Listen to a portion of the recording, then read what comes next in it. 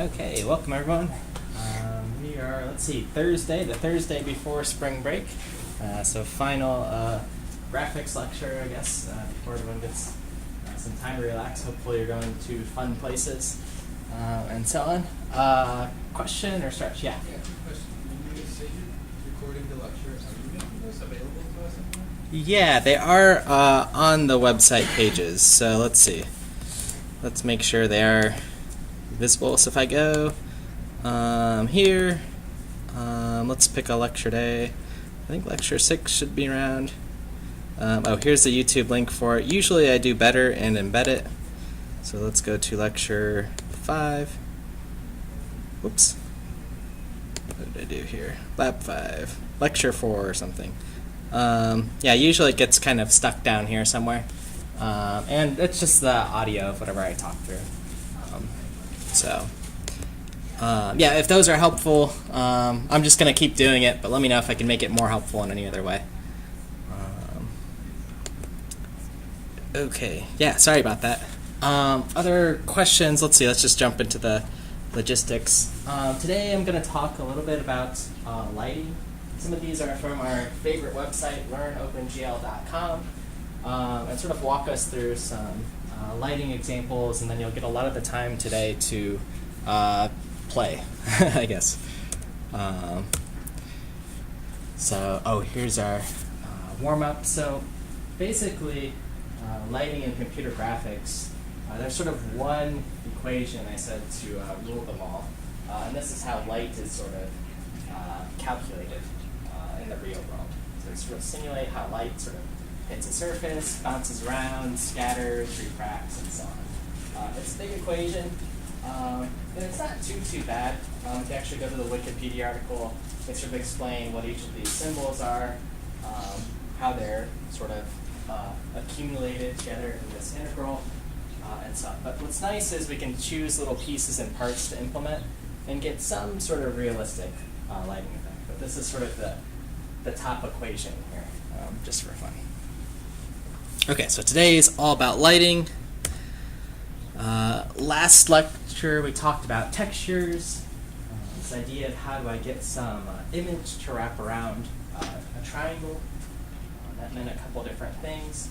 The fancy name was surface parameterization. So how do I sort of do this on maybe a three-dimensional character? They go through this process of sort of manually mapping an image around triangles. We talked about globes and how it leads to some little distortions and how that can be problematic. We talked about mid mapping and this idea of how to get sort of nice images across a distance. And if we don't do that, we get some pixelation. I took one of the feedbacks about mid mapping because we didn't do an example, but if you look in your actual normal mapping code, I've turned mid mapping on so you can see how it's used. It's a matter of basically just turning it on and then setting a flag, and that's it. So I can highlight that more if you have questions. And then what we practiced in our lecture was actually applying a texture of this cat. And that was it. Okay, so that was last time. Where we're sort of heading. So for assignment 2, normal mapping, tentatively the deadline was Friday. I've sort of been saying I plan on extending it. So quick poll, how many people would like the assignment? I guess, is it okay to do a poll by raise of hands? Anyone opposed? Okay. Are we supposed to raise hands for the raising hands? I guess, I've been to a lot of these meetings or faculty meetings, and they do all these rules. They're called Robert's rules. And you have to first say if it's okay to do raising hands and all this stuff. But, I don't know. Who would is anyone opposed to an extension of the assignment? I'll ask it that way. Okay, good. I didn't think so. Again, I don't like having assignments running through spring break, but I'm going to extend it until Tuesday night, I think, is the plan. So you have Monday when you get back, and then Tuesday, and I should be available then for like last minute office hours. So that's the victory bell. Tuesday, yeah. Tuesday after break? Tuesday after break, correct, yeah. So you'll have, sorry. Yeah, you have all of spring break to like, if you're going on vacation or whatever, like with your buddies, enjoy that. When will that be? Let's look at my calendar. Just for clarity. So that'll be like March 13th, I guess. Yeah. Okay, so a little bit of ways. So plenty of time. Let's say you happen to finish normal mapping already. My plan is to release the sort of spec for the final project in the next like day or two. So if you're sort of like wondering, hey, what should I do for a week, or I'm free all spring break, that's what I'm gonna do to sort of balance things out. Sound good? All right, cool. I wasn't worried about any resistance, but and that being said, camera lab, that'll also be due the next lab we have, which is Monday. Okay. So I think most people were getting finished with that too, so I'm not as worried. And I have office hours today. Okay. So I'll update that on the assignment. Let's talk about lighting quickly, or work through lighting, or this idea of illumination. I think it was the last lecture, I believe it was, on textures, where I introduced this idea of Lambert's cosine law, or at least this idea that you have some light from somewhere. There's this sort of angle light hits, and you have a normal to the surface. And using that sort of idea, that's how much a surface lights up. So that's sort of Lambert's. Okay, we're going to look at a different shading model today. But first, a little review on color. We have talked about this a little bit, but color, what we see or perceive as colors as human, that's the light that's reflected back to us. Right? So the sun, we think of sort of as this white light that has a bunch of colors it's emitting across some spectrum. It hits some shape, and the shape says, no, I don't like orange or whatever, and that's reflected back, and that's what we perceive. Okay? So that's sort of in our world. Colors in computers, we have some limitations as far as how many colors and what spectrums we can produce and see on our screens. So we represent things with RGB values from 0 to 1. And if we want to simulate the real world, or how light's reflected back, that's sort of represented by those RGB values closer to 1, more intensity in that color channel. Okay, so just a little review on that. So here would sort of be our example if we wanted to create a light in OpenGL. So we create a light, if it's a white light or something like the sun, one across each channel. We have some toy or object, some 3D model, its color, and by multiplying the light color times the toy color, that tells us what spectrum of light we're getting back, okay? Or what intensities are reflected back to us.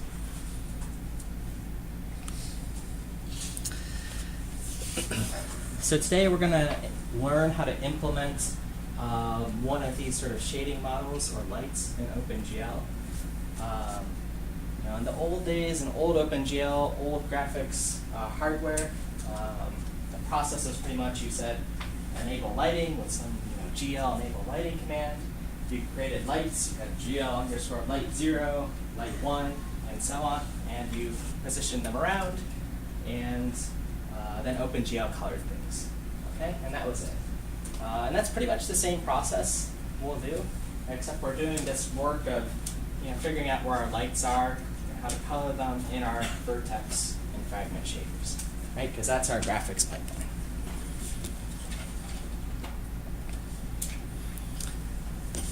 Okay, so the first task, if we want to add a light into our code, and this is going to be something you'll try on your own throughout the lecture. I've got these like task 1. I think there's 3 tasks today.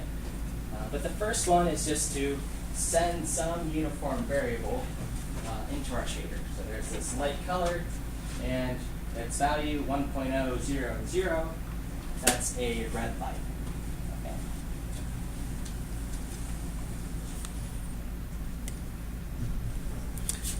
And since we set a uniform in our shader, well, we need to update our fragment shader to take in that uniform. It's a uniform. It's a vec3. Light colors consist of RGB values.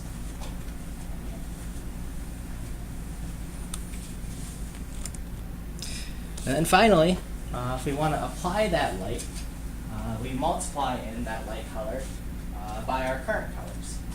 So from our texture, it's got some diffuse texture map, where the sort of colors here on individual pixels, and then multiplying by the light, what kind of light is shining down. Well, if only red light is shining at my object, only red light can be reflected back, right? So we get this reddish image. I will try to, let's see if this helps. That helps a lot, actually. So you can tell it's actually red. So can everyone see the sort of more red brick wall there? Even the grass here is just reflecting back little bits of red. Okay, so that's the first light in our scene. Where do you get the diffuse color? Yeah, great question. So the diffuse color here, this is actually from our texture. Let me show it in the code.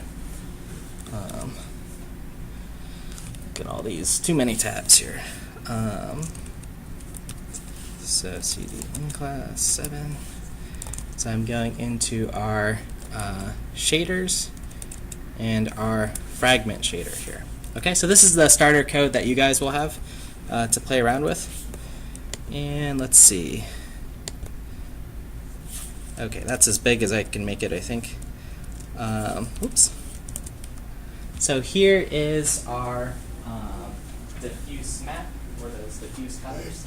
That's coming in from our sampler 2D. Remember, we're sampling from this like 2D image, each individual fragment or each pixel.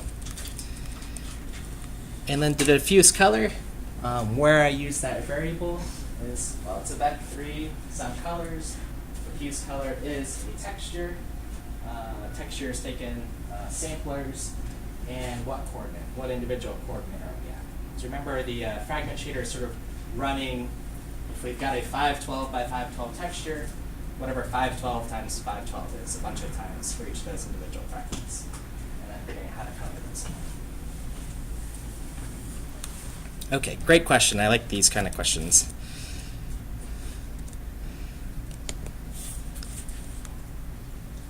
Okay, so that's step 1. That's the first thing I'll want you guys to try when we jump into the code. Okay, so introduction to lighting here. So, you know, our goal with lights and adding them to our scene, I mean, our scenes so far have looked pretty bland. It's almost like we're in an office and there's sort of just like a very bland white light showing over it. So we're going to try to improve upon that a little bit. And you can get pretty good with computer graphics, right, if we implement that whole rendering equation. But as we add more lights, you know, that adds more computational complexity. So, so people have thought about this for quite a while, and what lighting models sort of look good enough, okay? And the one I want to introduce that looks good enough for lighting up scenes is called the Phong lighting model.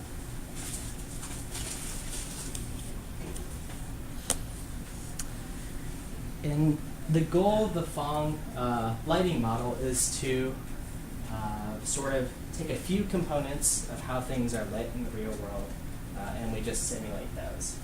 So those components are ambient, diffuse, and specular. Okay? So ambient is sort of the overall light of a scene. Again, we can sort of think of it like the sun that's sort of just shining down some color. In the previous example I did, our or sort of ambient, we added an ambient red light. So everything's going to be sort of reddish. Diffuse, this is the color that we see that when light hits some surface, it sort of uniformly scatters around it. So light hits this table and sort of lights it up uniformly in some color. Okay, that's what it means to be diffuse. The color is sort of diffused. And finally, specular. These are the bright highlights on a glossy surface. If you've ever seen like a metallic thing or like a metal ball that's sort of reflecting back, if you shine a flashlight on it, you'll sort of see some bright spots on it. Okay, so that's how I like to think of it. Or if you've ever shined a light at a mirror or taken a selfie or something like that, you'll see the flash sort of captured. Right? And sort of adding these components together, the ambient, diffuse, and specular gives you a sort of nicer looking shape like this. Let's see, I have a color version of that. So our ambient light, relatively dark, added diffuse, so some light hits here, it scatters all uniformly across this surface. This is one sort of flat face on this cube. There's some specular highlight, maybe this is where we're shining our flashlight, and then the final image. So it's a little bit brighter here.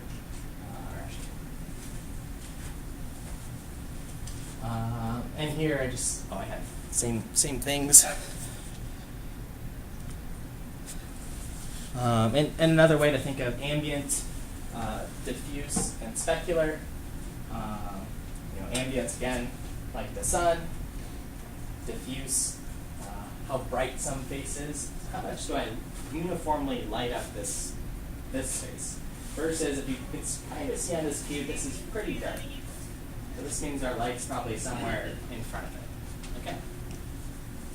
And specular, you can just remember as the bright spot. Okay, it's just reflecting back the light. Okay. So like all things, if you're sort of math-minded, or if it's helpful, you can see this is the equation for the Phong model.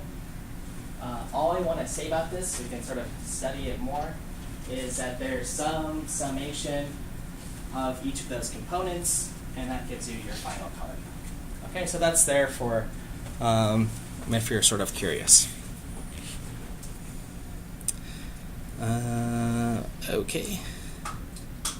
Okay, so let's sort of start walking through it. Any questions before I start walking through? We'll just be looking at some code. So we've got a lighting model that tries to simulate 3 ways light interacts with the real world. And the first thing then we'll do is implement an ambient light. Okay, so something like the sun.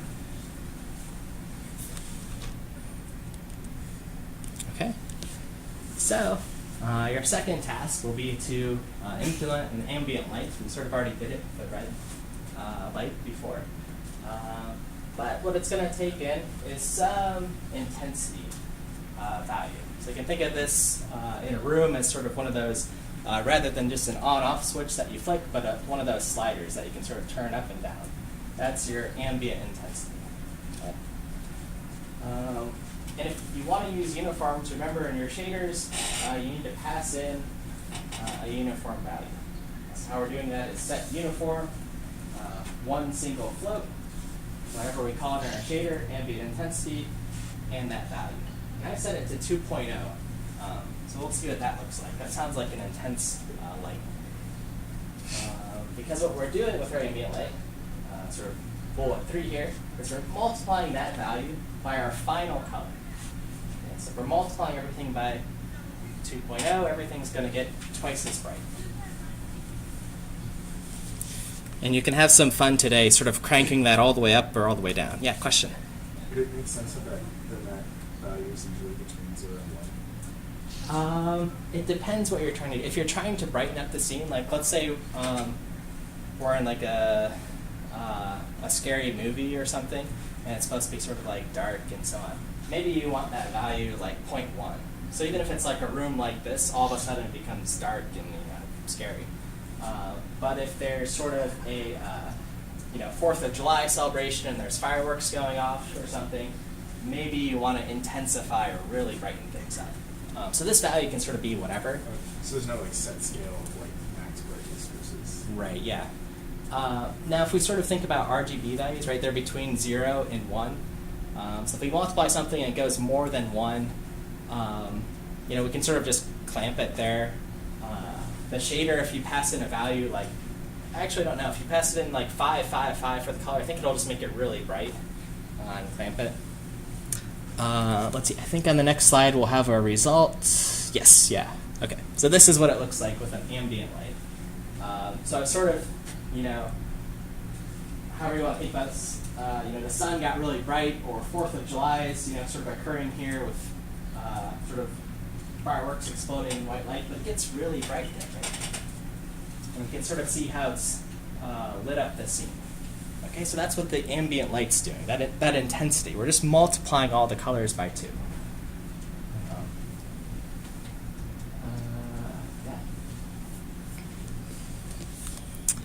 And you could try this same experiment. I put a little note. If you have a red light that's coming into your scene, and then sort of multiplying the intensities, well, things will just get more red in that component.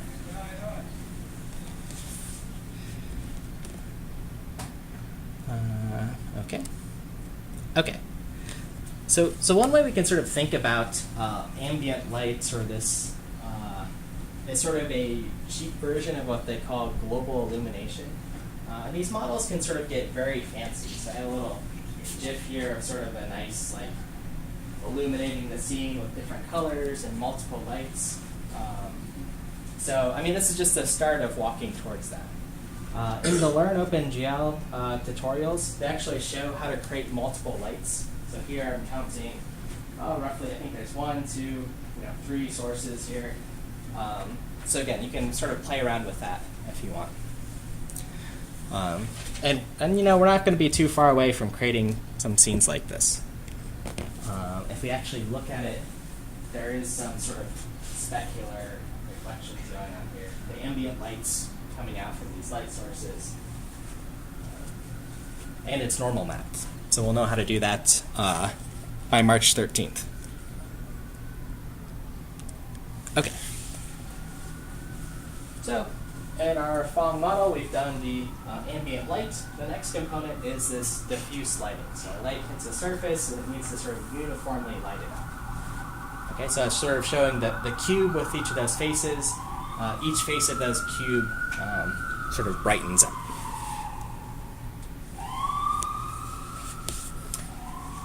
So for diffuse lighting, it's calculated.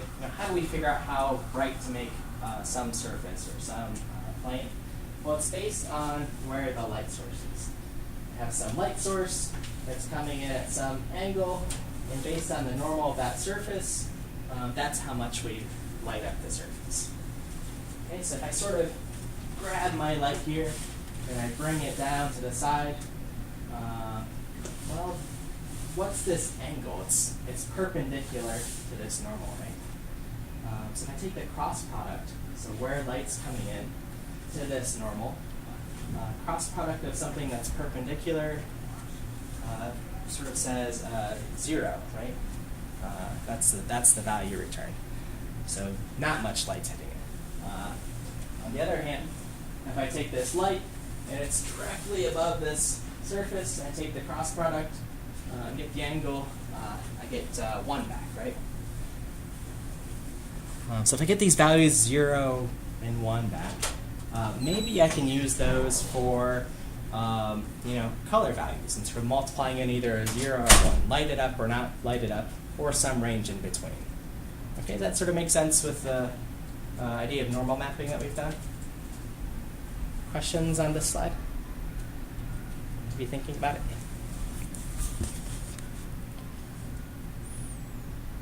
Okay. Main thing is I need a better mnemonic, but I've sort of just committed this to memory these two bullets. I think these are the key takeaways. Yeah. Is the dot or cross? Because you're saying cross because slides. I say, what did I say? Dot product is what I want. Okay. Yeah. Did I say cross when I was up there? My fault. What's cross product give us of something? Another vector that's perpendicular, right? Thank you for catching that. For the audio in the future, sorry. Okay. Okay, so here's just another way to sort of think of diffuse lighting. Again, we have some light source that's coming in, and it's hitting some surface, and it's just sort of scattering, how do I light up this surface uniformly, okay? All across each of these normals. Now, in our case, if we just have a sort of flat plane, there's really only one normal here. If we have a normal map with a lot of data, then we have each individual point, and maybe these are scattering a little bit more around. Okay, so just another way to view that.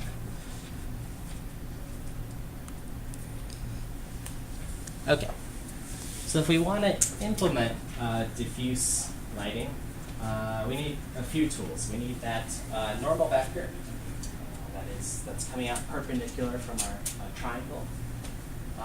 And we already have this in the geometry CPP file. You'll notice I've already computed the normals, okay, where they're coming out. In this case, in our scene, it's very simple. It's just a vector straight out from our quad, okay, facing the camera. And then the second tool we need is just the direction that light's hitting that surface, okay? And then we can take a dot product and figure out how much light is hitting. Okay, so if we're implementing this, of course we need to keep track of those normals in some vertex buffer objects. So again, this is set up for you, but this is already same thing in your normal mapping code.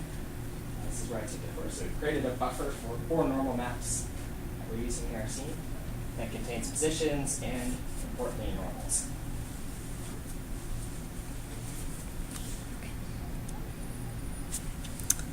Okay. So now that we have some normal data for each of the triangles in our scene, we need to get that into our vertex and fragment shaders. Okay. So how we do this? Well, we've read in those. If I back up a slide here, remember that this information is in our vertex buffer object. So this is in our vertex shader here. We have normals. Okay, because each vertex we can operate on, positions, normals, these sorts of things. So from our vertex shader, we need to also output that information into our fragment shader. Okay, and we do this with the out keyword. So I'm sort of taking it in my pipeline on my vertices and then send it to my fragment shader. And that's then like sim. So same name things. And again, for your normal mapping assignment, you don't really need to do this import because your normal data lives in that sampler 2D. That's the texture, right? That blue image.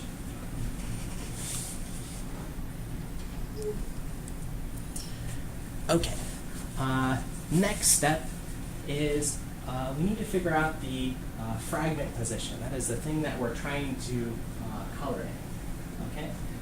And we do that in world space because maybe we have some plane in our scene, one of those brick walls that I've been showing, but maybe we've rotated it or translated it somewhere else. Okay, so we need to figure out what that frag position is. So that's what we'll be operating on. And if I want to, of course, so I'm doing this in the vertex shader, outputting the fragment position. And if I want to move something to a different space, we do the same procedure. What we sort of do is we multiply by our model space. Okay, so that moves us into world coordinates. Okay, everyone comfortable with that? that's kind of one of the big ideas of the normal mapping assignment, moving things into a different space. So you'll have something like tangent fragment position or something like that. Okay. So we've got sort of our tools we need from the vertex shader, but we need a few things as well. We need our lighting sources, so some light with a color, some light position. We still have that ambient intensity, maybe from our previous shader. And we have our normal data, extra coordinates we have, and our fragment position. Okay, so these are the things in the fragment shader. And one thing you'll have to remember when you're trying these tasks out, of course, anytime I have these uniforms, remember these are things that are coming from your C++ code. So there's some set uniform 3F for light color. Okay, everyone comfortable with this so far?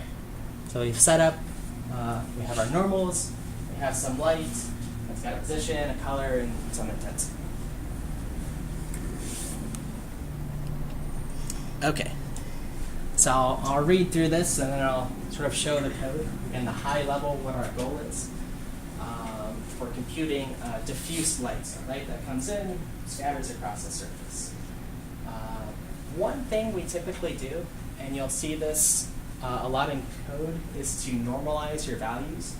So in GLSL, there's a normalize command, and that puts something between 0 and 1.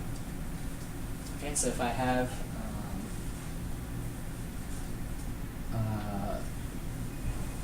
yeah, so that's essentially making sure it's a sort of unit vector, I guess you could say. Second, we need to figure out which direction light's coming from. Okay, so we have this light position, we have this fragment position. If I want to calculate where light's coming from, well, if I have a position here and a position here, I can get a vector by subtracting them. Okay? So if I subtract the light position, so where my light is, from the fragment position, that gives me a new vector for the light. Okay, so I know where light's coming into the surface, and then I can take the, I'll be very careful, dot product of this direction with our surface light. So we figured out where light's coming in. We have our normals that are set up in the vertex shader coming out of some surface, straight up to this guy. And then based on that angle, so what this dot product returns me, some value between 0 and 1, we sort of light up our image. Okay?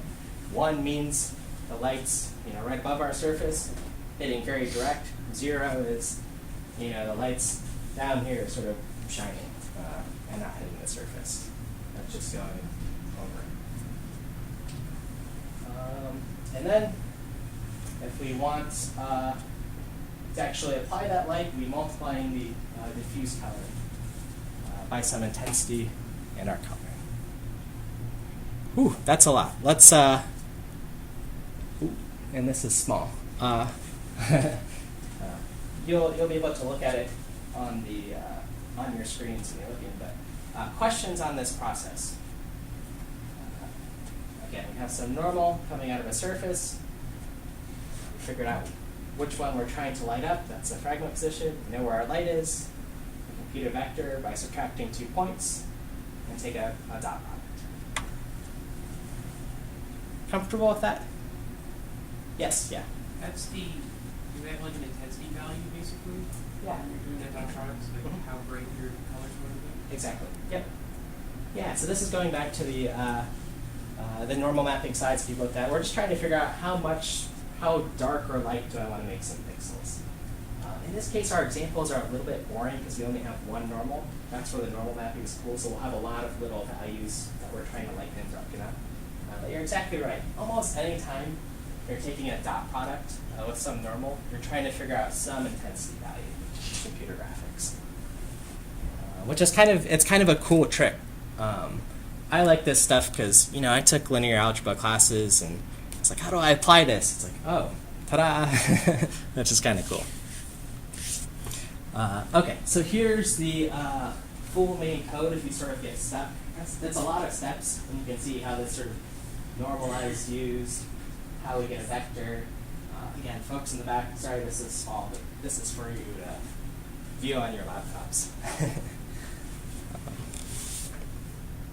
Okay, and here's the result of diffuse lighting.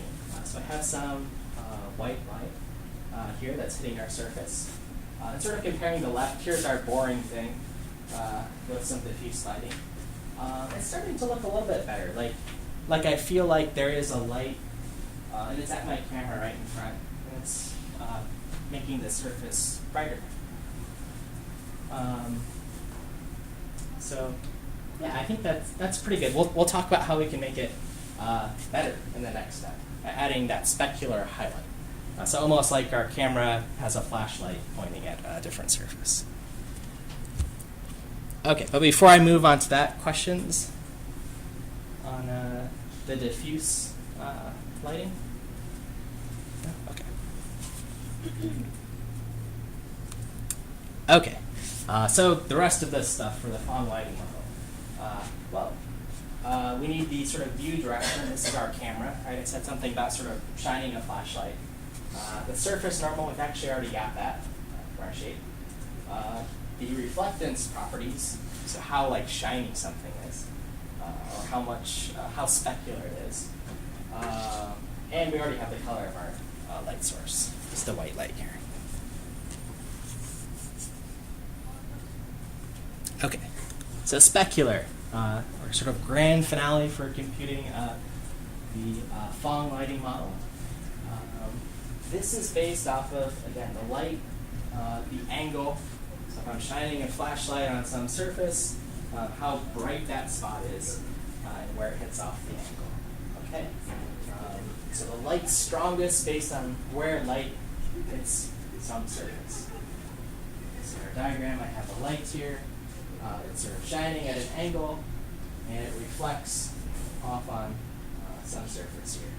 And based on where it's reflecting and where the viewer is, or our camera, this is the angle we're using to compute the intensity.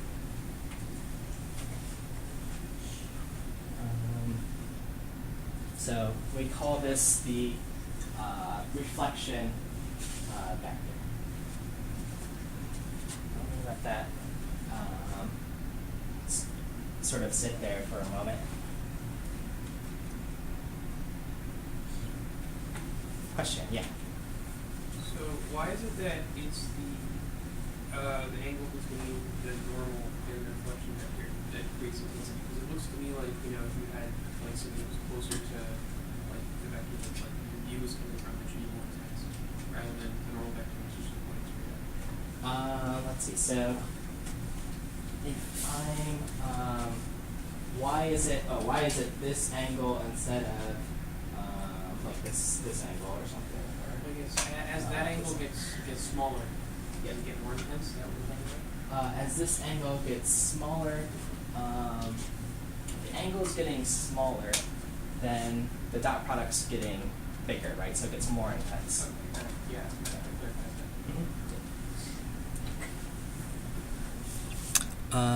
Let's see. Yeah. Yeah. So if this angle, I want to clarify that for the rest of the class. So if this angle is getting bigger here, this means sort of how our light's reflecting here and here. If this angle gets bigger, then we're moving, right? We have to move this light sort of down this way for this angle to get closer to the normal. And if I'm moving a light sort of away from my surface, it's not shining as much at that point. Okay? So then it's going to get less specular. That might be another way to think about it. You can sort of just pretend if you take this thing or even cut it out, drag the light down, and sort of figure out where this reflection is. So if it's coming off at an angle maybe like this, that'll make it less specular. Okay?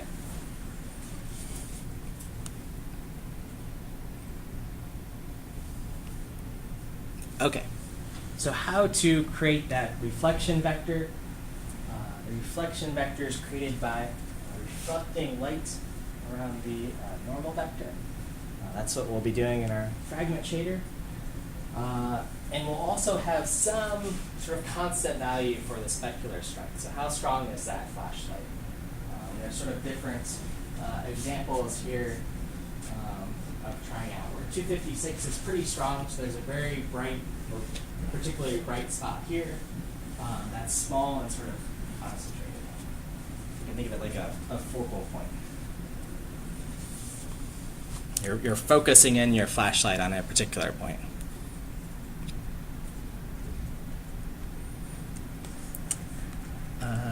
Okay.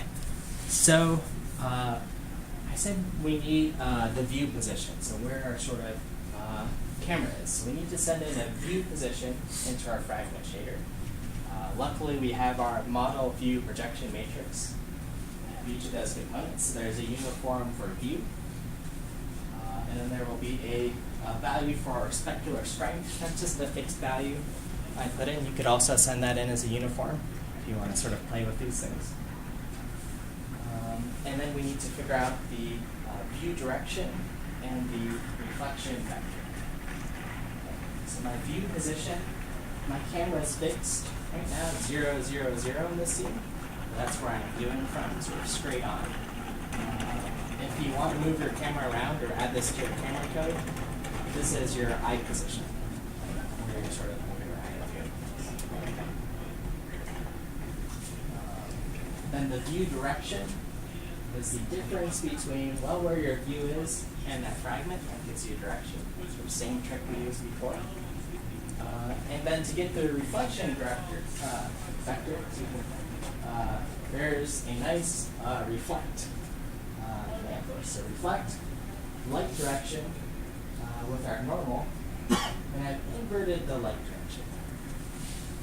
So this one takes a few steps, and good, I did write something here. The reflection vector is negated, so it's computed from the light position to the fragment position. I'd sort of take a moment to think about that. If I'm trying to simulate light in the real world, I want some lighting source, from above or whatever, from some light, and for light to come in and hit a surface and then be reflected. Currently, our light direction is flipped. It's coming from the fragment to the light position. So you just negate it to turn the vector around.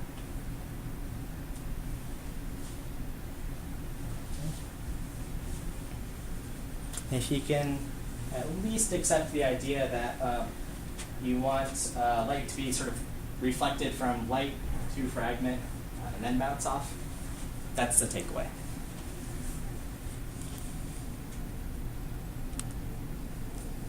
Okay.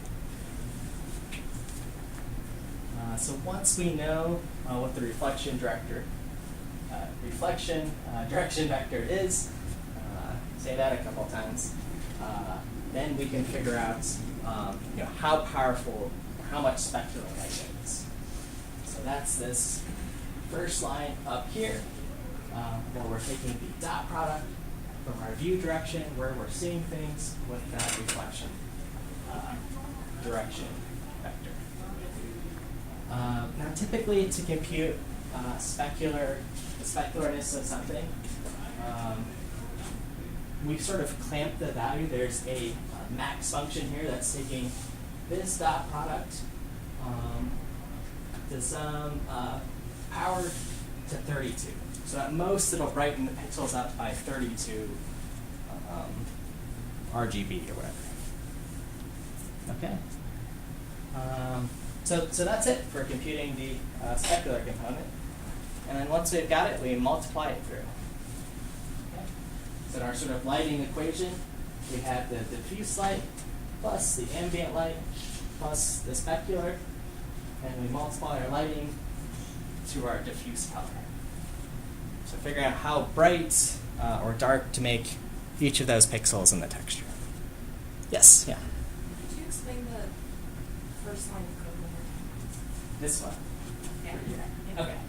So sort of working inside out.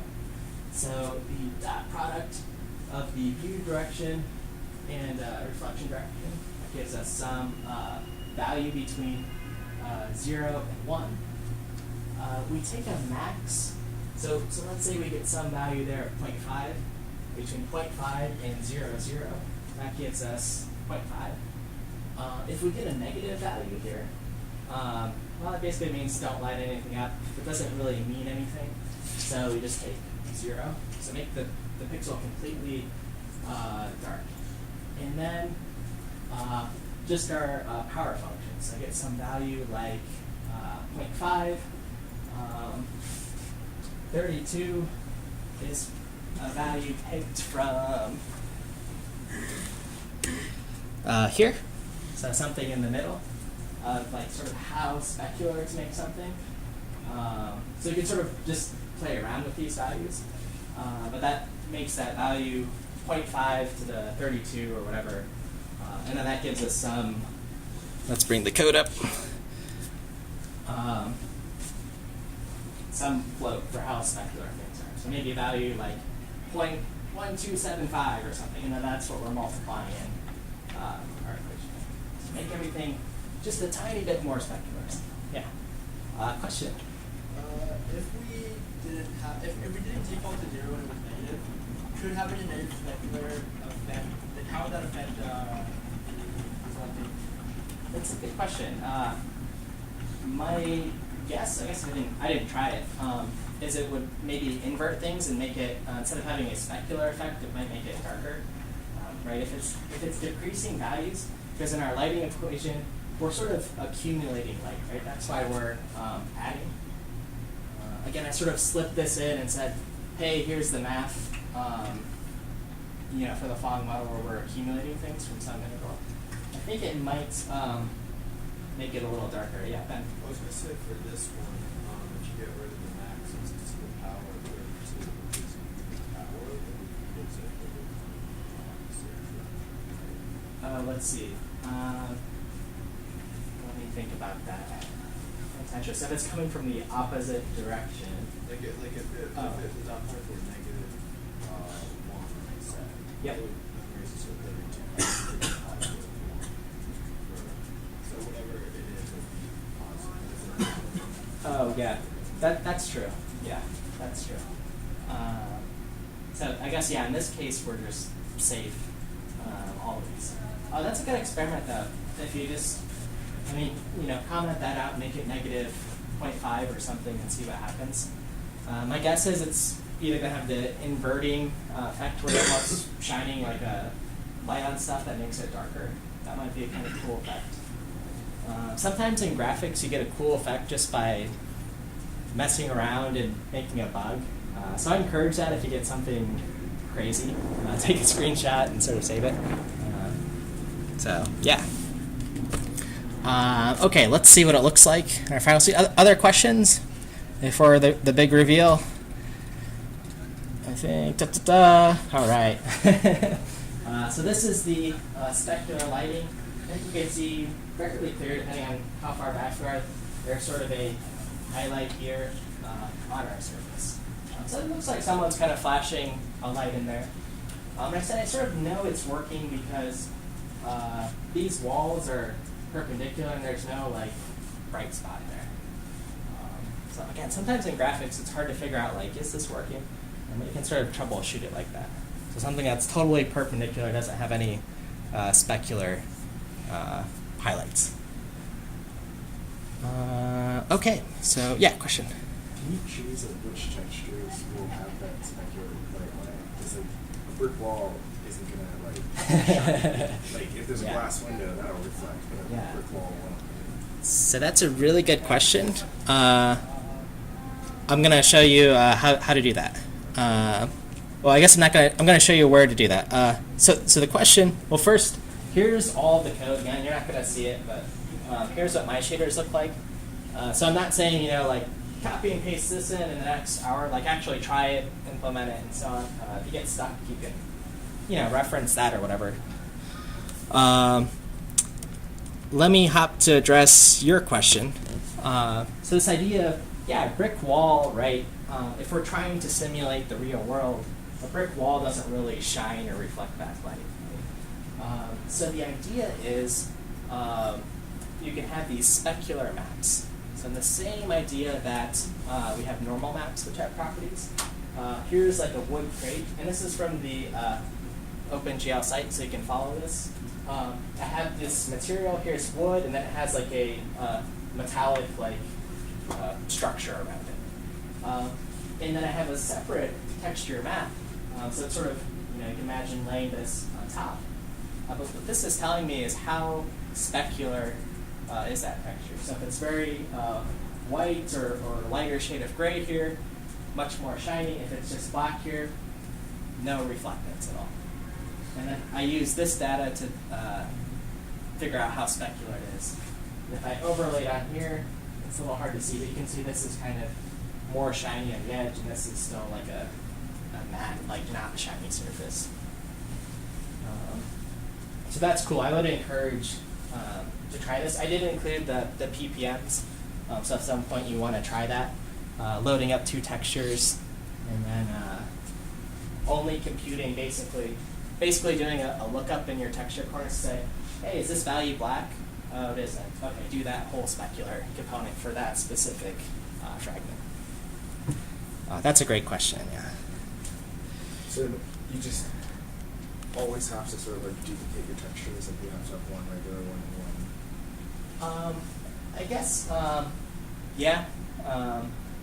There might be some way to only load this up and sort of say, hey, is this like a brown color or something, or only do it from this range to this range. The trade-off here is, remember the fragment shader runs on every single little pixel. So avoiding any computation and just doing a sort of, hey, this is in memory, this texture at this point, what is it? It's sort of a quick lookup to do these computations. So a lot of times to add details in graphic scenes, we just have lots of different texture maps. And this is considered acceptable, right? So we'll have a normal map. You could have in your assignment a normal map, specular map, this diffuse map. You can have multiple of these diffuse maps and sort of blend them together. If this barrel is sort of damaged or something, you want to add different things. So, yeah, great question. Does everyone understand sort of the idea of the specular map and just textures are data, right? We can either use them for their colors or some other input.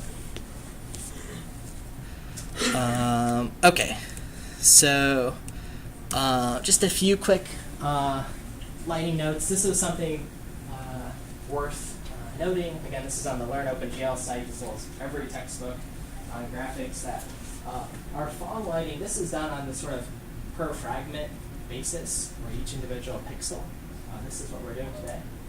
If we were just doing this on every individual face of an object, so in our vertex shader, we want to get as nice and the smooth image, right? Because it's only, this shading's only as good as however many normals you have. Okay, in our case, we're just using one normal in our lab today, but in a normal map, you have all those normals that you use. So that just kind of pushes that point. So that's called garage shading. I might be mispronouncing that a little bit, but that's the idea. Fragment shaders are cool, and we can get a lot more detail because we have control of our pipeline. And garage shading is what we had in old OpenGL. Okay, so some other notes on lighting. Sometimes this lighting computation can be considered expensive, right? We have to do this all the time per fragment.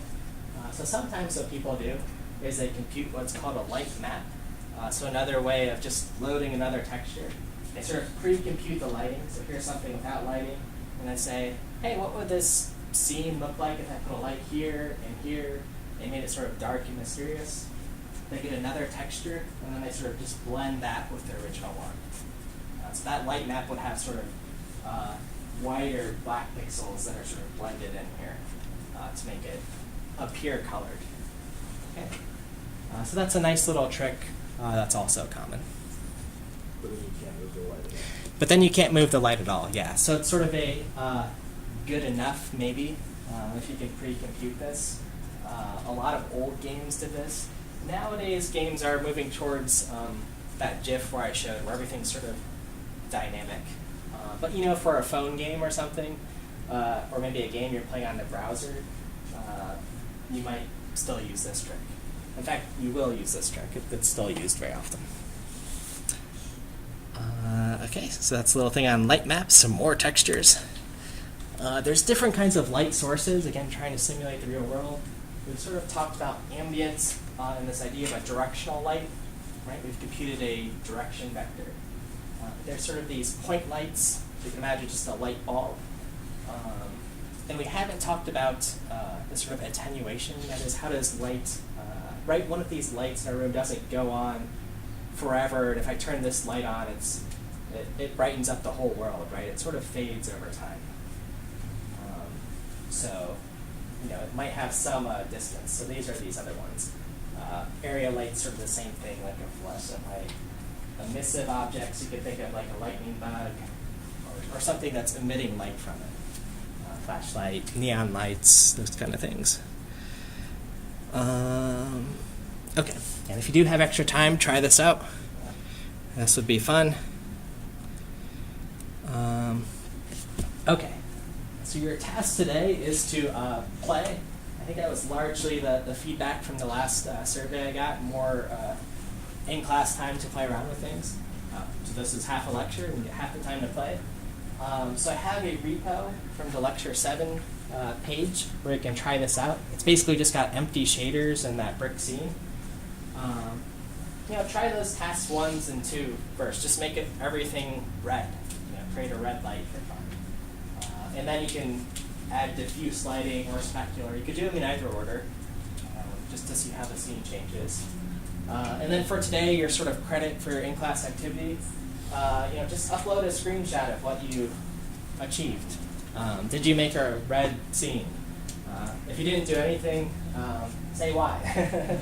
You know, or what you tried, or you know, what sort of worked. So that's sort of your deliverable. And that's it. I'll be around to help with that. So I'll leave this up. You're welcome to a 5-minute break if you need. And yeah, that's it. I can pause this guy now. And you're welcome to work with someone next to you, as you like. No